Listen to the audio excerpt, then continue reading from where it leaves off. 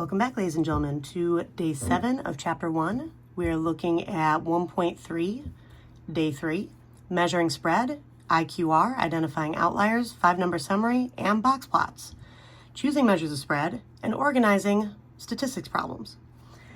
Now, by the end of this lesson, you will be able to calculate and interpret measures of spread, IQR, for a distribution of quantitative data, explain how outliers and skewness affect measures of variability, identify outliers using the 1.5 times IQR rule, make and interpret box plots of quantitative data, and finally use box plots and numerical summaries to compare distributions of quantitative data.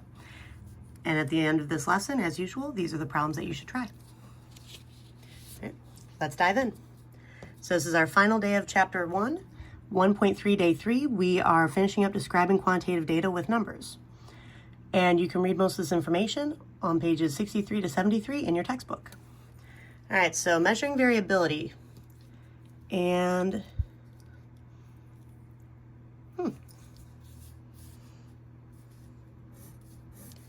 not standard deviation.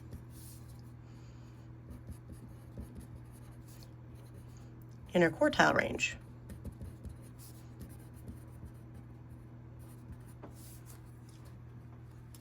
As I've told you in class, this is the first year for these notes, so there are some typos as we go through. Thank you for your patience with those, and remember, you don't have to be perfect, but if you catch a mistake, just go ahead and fix it and move on. All right, so measuring variability, interquartile range. What are quartiles and how do we find them? All right, so the definition, the quartiles of a distribution divide the ordered data set, notice ordered data set, into 4 groups having roughly the same number of values. To find the quartiles, arrange the data values from smallest to largest and find the median. All right, the first quartile, Q1, is the median of the data values that are to the left of the median in the ordered list.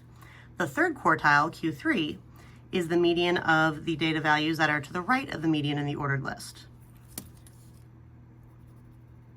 Now let's cross out that S that was there previously. All right, so now be sure to leave out the median when you locate the quartiles. So if the median is actually part of the data set, like in an odd data set, leave out the median. All right, now below is a dot plot that represents the amount collected each hour by a charity at a local store.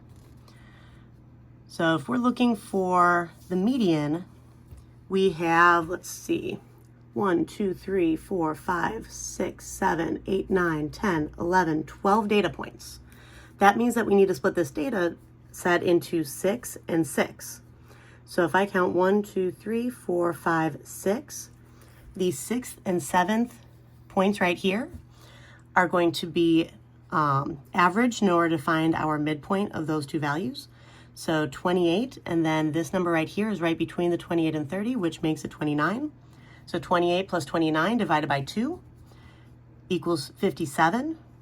Divide by 2, 28.5, which is $28.50.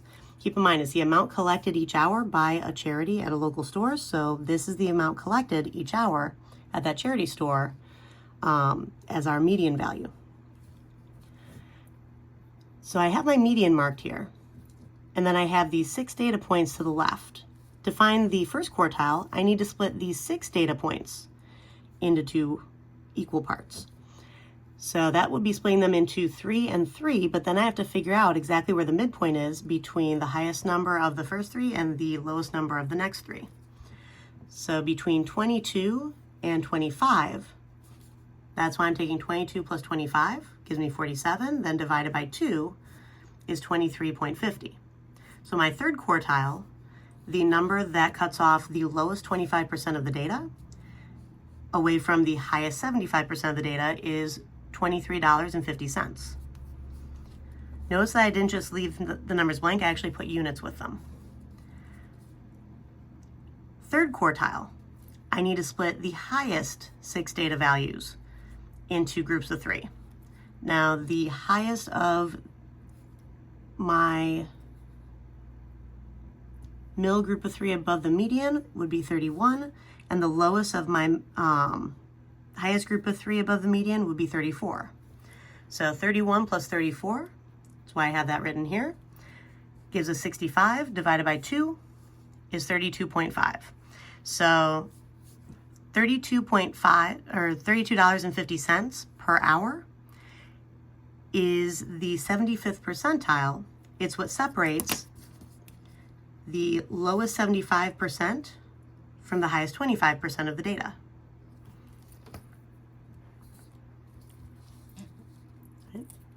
A second example with an odd number of data. So 11 high school students were asked how many close friends they have. Here are their responses. Now these are actually already in order, which is why I could just kind of dive in. Now if we have 11 high school students, that means that I want to be able to split this into 5, 1, and 5. Now if you struggle with being able to split these in half, 11 divided by 2 is 5.5. Round up.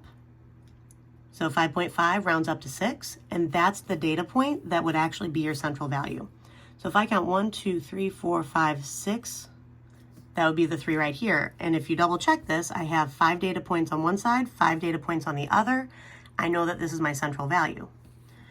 All right, so my median is 3. If I want to split these 5 data points on the left of the median, so the lower half of the data, again, you could either do 5 divided by 2, which gives you 2.5, round up. It would be the third data point, right? So 2. Or you can recognize that 5 would be split equally into 2, 1, and 2, so that the third number in the middle would actually split the data into 2 equal parts on either side here. Same thing with the upper half of the data. We can divide 5 by 2 and get 1, 2, 3 when we round 2.5 up to 3, or we can split into 2, 1, and 2 to make sure that they're equally split. Notice that there's the same amount of data between each of our quartiles. All right, this is our first quartile. Median is actually our second quartile, and then we have our third quartile. Quartile meaning each breaks it into a quarter of 100%. That's why this would be considered the 25th percentile, the 50th percentile, and the 75th percentile when we look from lowest coming up to highest. We'll talk about percentiles in the next chapter. But you should have heard about them in the past. And now, what is the interquartile range, IQR? All right, what does it measure, and do you report IQR as an interval of values? So the definition, the interquartile range, IQR, is the distance between the first and third quartiles of a distribution. Notice it's the distance. This means that the interquartile range, IQR, measures the range in the middle half of the distribution. Now, just as with range, you need to identify the IQR as a single value, not an interval of values. For example, the interquartile range is 5 pairs of shoes is correct, while the interquartile range is from 6.5 to 11.5 shoes is not correct. All right. This is the description that you would want to go with. For those who have trouble with wording, make sure you pay attention to this. We have to complete the calculation to have the statistic. IQR is a statistical calculation. Do the calculation, don't just describe where the calculation comes from. And is the IQR a resistant measure of variability? Yes. Just like the median is unaffected by extreme values, the interquartile range is calculated from the median of the lower half and the median of the upper half, the 2 quartiles, and those are not affected by extreme values either, so subtracting them makes this a resistant measure. Right? So if a statistic is calculated from resistant measures, it is likely resistant itself. Okay, let's take a look at the next page. And most of this page is just kind of showing you how to use the calculator in order to get your summary statistics. Right, now, I have a set of data already in my calculator, and I will walk you through this part. So first thing that you need to do is go to Stat, hit Enter on Edit, and if you don't already have data entered in, then you would want to enter your data.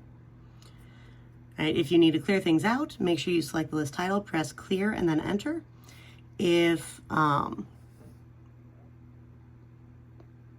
you just need to eliminate a single number from within a data set, you can either use the delete or the insert within the list, but not at the top. Make sure you use clear when you go to the top of the list.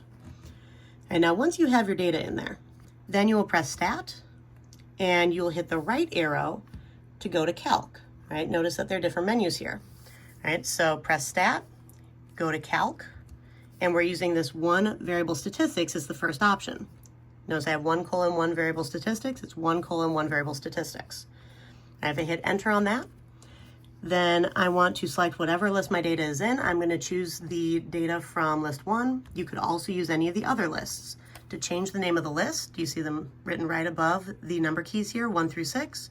You would hit the second button and then the list name, and that would change the list that's up here. You can ignore the frequency table, the frequency list, unless you actually have a frequency list in there. We did not. And you choose calculate. Now all of this information appears in here, and each of these terms are defined right here. So if you get confused on what any of these mean, please refer to this. We have our sample mean, we have the sum of the values, we have the sum of the squared values, we have the sample standard deviation. Whenever you're dealing with sample data, then you'll use sigma sub x. If we had population data, then we would use, when we have sample data, we use S sub x. If we had population data, then we would use sigma sub x. Our count is n, so how many data points do we have? The data set I was using had 27. And then you have minimum, first quartile, median, third quartile, and maximum, which I refer to as our 5-number summary, which we will get to in here in a minute. All right, so this kind of takes you through the steps to get to these values, and this is what each of them mean. Now you can also receive your statistics using computer output. Now this particular structure is from a program called Minitab that we can use similar to the calculators, but it's from a statistical software suite that's found on the computer. It identifies the variable, so in this case, number of shoes, this sample size, 20, the mean, 11.65, standard deviation, 9.42, then the minimum, first quartile, median, third quartile, and maximum are actually listed out for you. So sometimes you're provided with data using computer output, sometimes you have to find it yourself using the calculator. It really depends on the purpose of the problem as to whether or not you need to find it yourself. Now, the one type of statistic we haven't really identified yet is how do we really know if a number is an outlier or not? So far, we've been talking about potential outliers. Well, how do we actually decide that?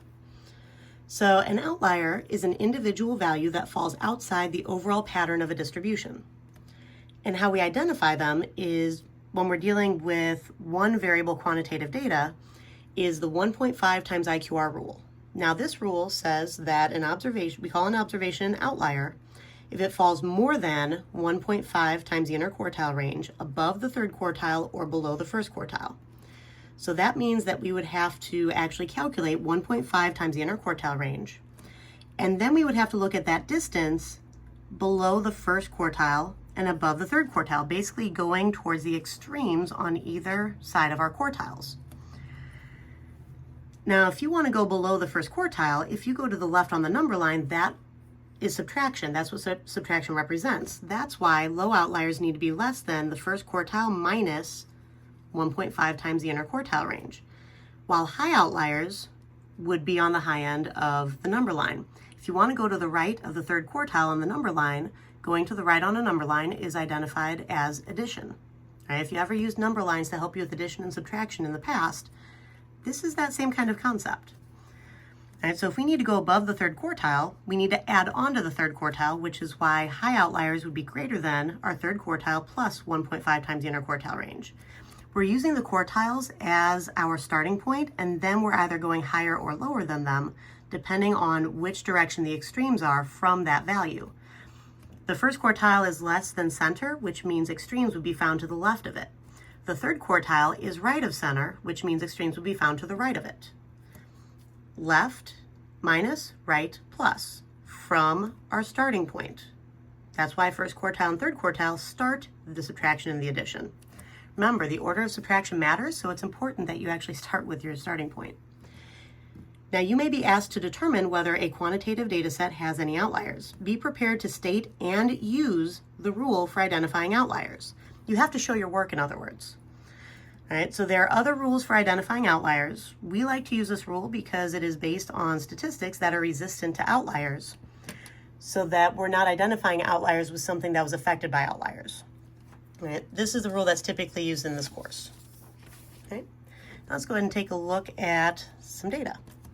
So here are the sorted data on the highway fuel economy ratings for a sample of 25 model year 2018 Toyota 4Runners tested by the EPA, along with the dot plot and Minitab output of the numerical summaries.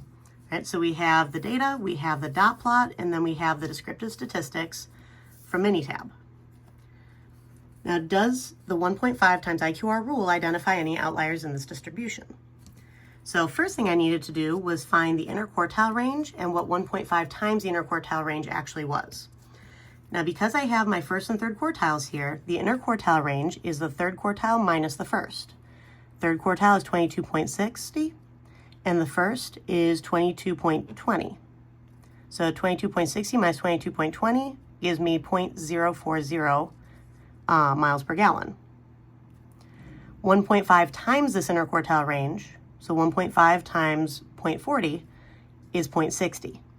So this is the amount that I need to be below my first quartile on the low end and above my third quartile on the high end in order to have outliers. Now, I like to separate these off as high outliers versus low outliers.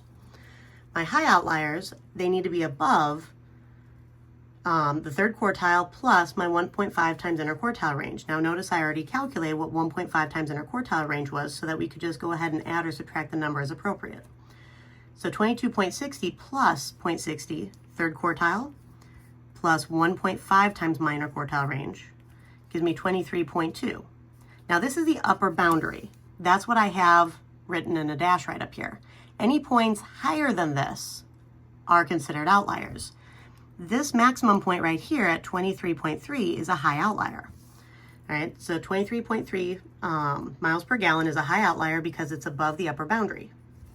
For low outliers, my first quartile minus 1.5 IQR. Now remember, we're trying to go to the extremes. The first quartile is already below center, which means we have to go further below center, which is why we're subtracting to go to the left on the number line. So this dash right here shows that calculation. So first quartile minus the 1.5 times IQR, 22.20 minus 0.60 gives me 21.60. That's my lower boundary. Anything smaller than that is a low outlier. So do I have any points lower to the left of that dashed line? 21.5. Apologies. See, even teachers write numbers incorrectly sometimes. 21.5 is a low outlier. All right, 21.5 miles per gallon is a low outlier because it is less than the lower boundary. So keep in mind, these merely calculate the boundaries that we need to look for points more extreme than. So these are boundaries at the extremities. Anything on this or within it are considered just part of the regular data pattern. Anything outside of those boundaries are considered too extreme to be part of the regular data set. It's still part of the data set, but they're so extreme that we actually identify them separately. Now, 3 reasons why it's important to identify outliers. 1, they might be inaccurate data values. Maybe someone recorded a value as 10.1 instead of 101.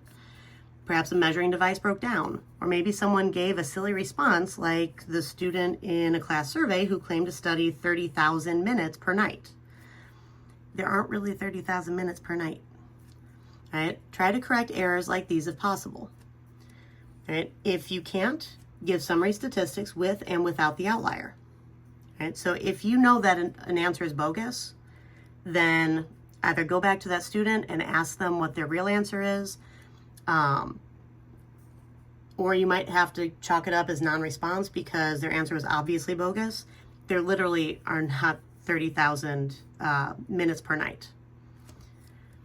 Right? They can indicate a remarkable occurrence. For example, in a graph of net worth, Bill Gates is likely to be an outlier. They can also heavily influence the values of some summary statistics like the mean, range, and standard deviation. So we have to be careful. Now, what is the 5-number summary and what is a box plot? Right, so definition, the 5-number summary of a distribution of quantitative data consists of the minimum, the first quartile, the median, the third quartile, and the maximum. Now for our definition, a box plot is a visual representation of the 5-number summary. That's why we waited till now to go over it. All right, sometimes also called a box and whisker plot. When constructing a box plot, the whiskers will extend to the smallest and largest data values that are not outliers. All right, we mark any outliers with a special symbol such as an asterisk or a point so that we can identify them. All right. And apologies for going over 20 minutes, but let's go ahead and finish this up. So for example 3 continued, make a box plot for the Toyota 4Runner highway gas mileage data. How to make a box plot?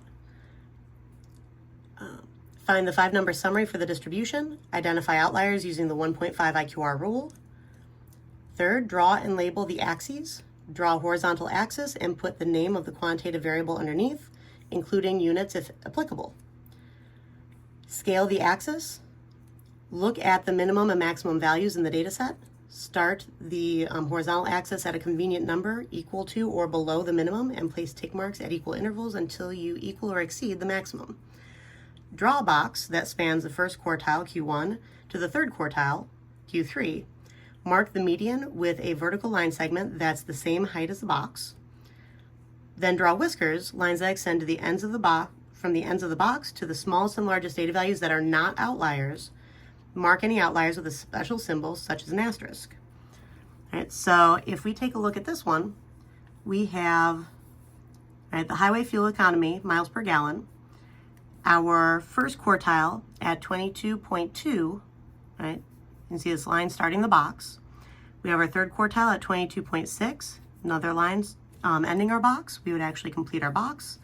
Median has a line through the box at 22.4. Notice the line doesn't extend beyond it at all. And the smallest data point that was not an outlier that's within our boundary was this 21.9. So we have our whisker extending out to that on the low end, and then an asterisk where the minimum actually is. Same thing with our whisker on the upper end of this. The highest number that's not an outlier that's within our boundary here is 22.9.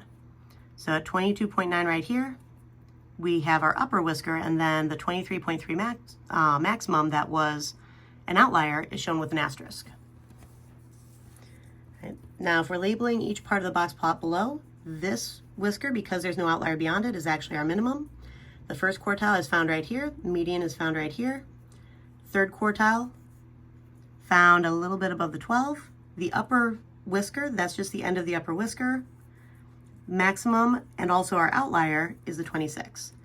Now, the major weakness of box plots do not display each individual value in a distribution, nor do they show gaps, clusters, or peaks. And only one example left. Now the table shows the number of runs the Cubs allowed to score during day games in 2 different types of weather. So construct box plots for each and compare the distributions. So that's actually the data that I have in my calculator right here. So if you put first distribution into list 1, second distribution into list 2, you can actually go to second, y equals to stat plot. Make sure that your stat plot is on, and the box plot you want to select is actually the first one. There are 2 of them. This one with the dots shows outliers. And make sure that you select where your data is coming from. Now I had 2 plots, so I'm actually going to go up to the second plot up here. Make sure it's on, select box plot. Notice this time I'm selecting list 2 for my X list. If I go to zoom, and down to zoom stat, I can actually see all of these and I could trace them. So if I click trace, right, and use my left and right arrows, I can actually see that my minimum is at 0, my first quartile is at 3, my median is at 4, third quartile is at 6, my whisker ends at 10, and then I have 3 outliers at 11, 13, and 14. I can do the same thing for the sunny distribution. Starts at 0, first quartile at 2, median at 3.5, third quartile at 5, my whisker ends at 8, and then I have outliers at 11, 12, and 15. All right, so construct box plots for each and compare the distributions. When we construct multiple box plots, we actually put them on the same number line, just one above the other, and identifying which data set they came from. You can see that I mimicked the graph that I have here, but I made sure that I have this scaled, that I have it labeled, I have the run scored, and then the distribution of Runs allowed by the Cubs in cloudy versus sunny weather were both skewed to the right. All right, these are both stretched out on the right side of the graph. Both distributions have outliers, with the Cubs allowing 11, 13, and 14 runs. I should probably say allowing rather than scoring.